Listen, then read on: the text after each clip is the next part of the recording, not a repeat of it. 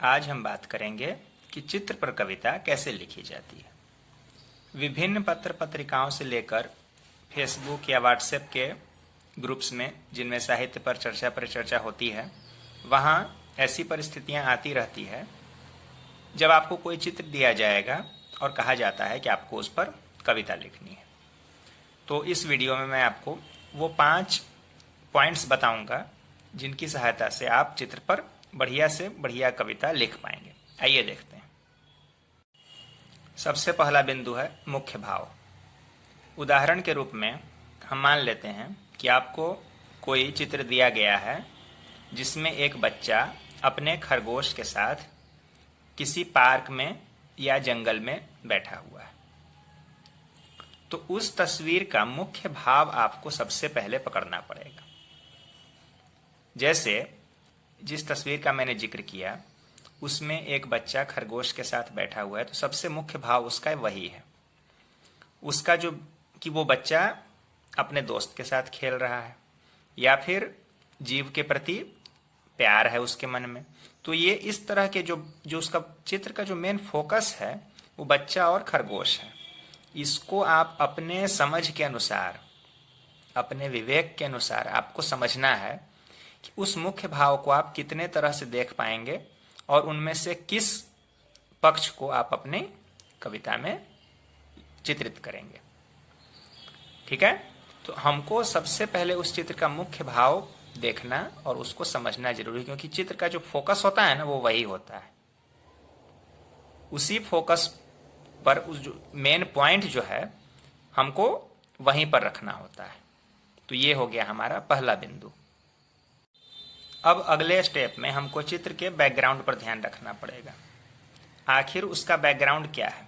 जैसे मैंने जिस चित्र की चर्चा की उसमें बच्चा अपने खरगोश दोस्त के साथ बैठा हुआ है और उसके पीछे आप हरा भरा स्थान देख पा रहे हैं।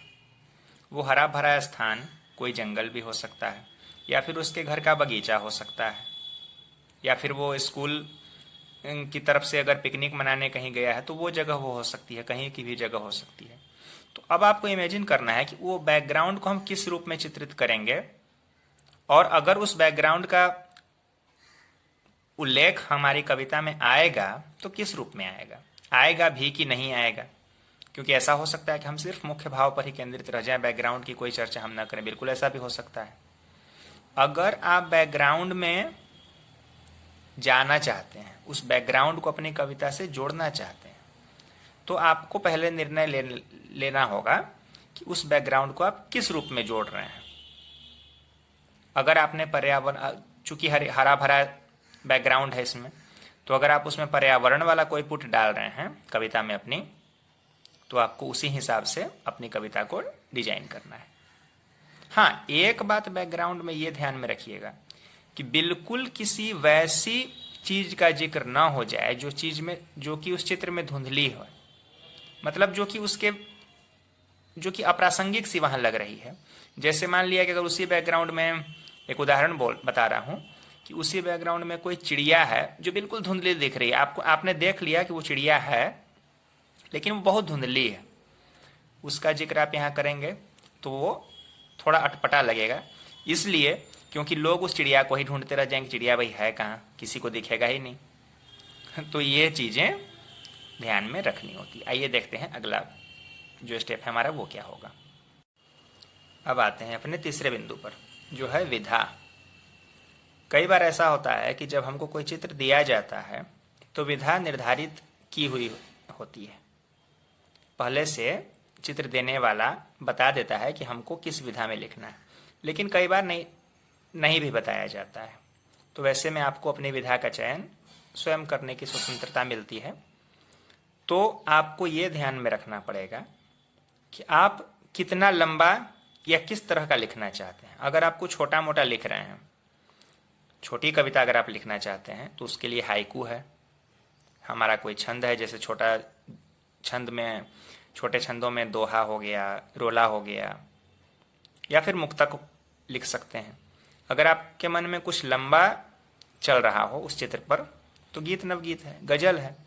कहने का अभिप्राय ये है कि आपको जितनी लंबी रचना लिखनी है आपके मन में भाव जिस तरह के आ रहे हैं उससे मिलती जुलती विधा का ही चयन करें। न उसको भावों को जबरदस्ती सिकोड़ कर छोटा करना है, न जबरदस्ती लंबा लिखने के चक्कर में उसको खींच देना है। अगर पहले से कोई विधा निर्धारित है तब तो उस विधा पर लिखना पड़ेगा, लेकिन अगर खुद से चुन रहे हैं तो अपनी सहूलियत के अनुसार ही निर्णय लीजिए। ठीक है। हमारा अगला बिंदु है सामंजस्य। इसमें क्या करना है आपको कि आप जिस चित्र पर कविता लिख रहे हैं उसका मुख्य भाव और बैकग्राउंड आपने देख लिया, आपने लिखना शुरू कर दिया। आपके पास कुछ ऑप्शंस और होते हैं।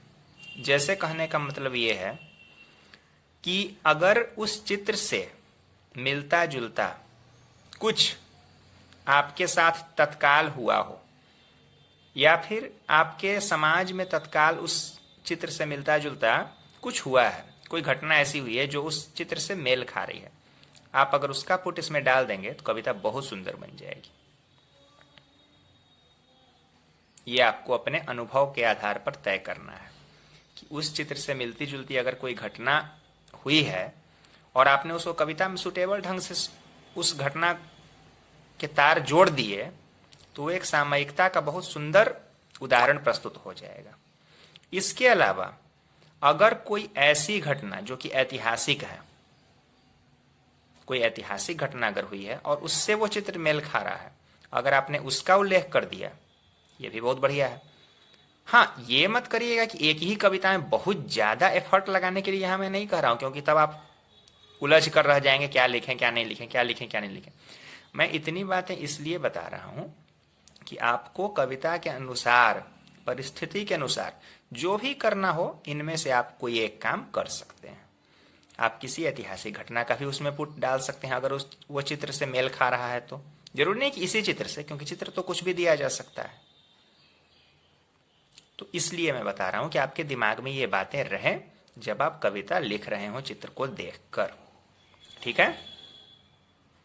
अब हम आते हैं अपने 5वें पॉइंट पर, स्वतंत्र रचना।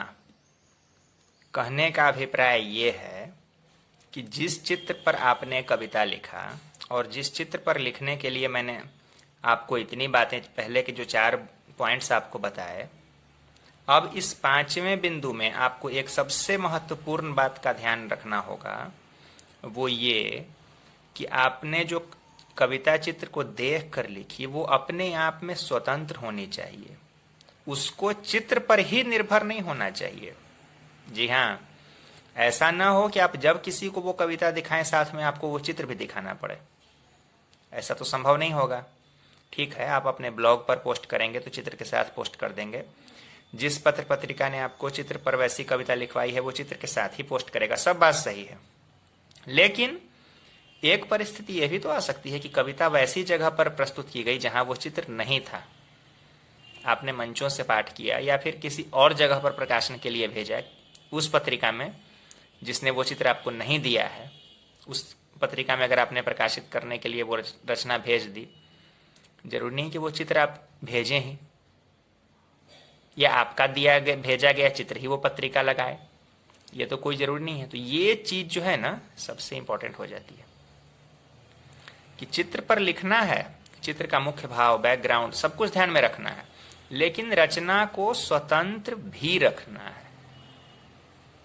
बहुत सारे लोग यहीं पर आकर गलती कर देते हैं कि रचना को स्वतंत्र नहीं बना पाते और वो रचना चित्र पर आश्रित हो जाती है। तो ये बात का आप लोग ध्यान रखिएगा। ठीक है, तो अगले वीडियो में हम कोई और नए विषय पर चर्चा करेंगे। तब तक आप लोग डिस्क्रिप्शन में लिंक भी देख लीजिए, मैंने कविताओं से संबंधित बहुत सारे लिंक डिस्क्रिप्शन में डाले हुए हैं। जो लोग नियमित हमारा चैनल देखते हैं उन्होंने तो देखा हुआ ही है, आप अगर पहली बार ये वीडियो देख रहे हैं तो आप लिंक देख सकते हैं। ठीक है।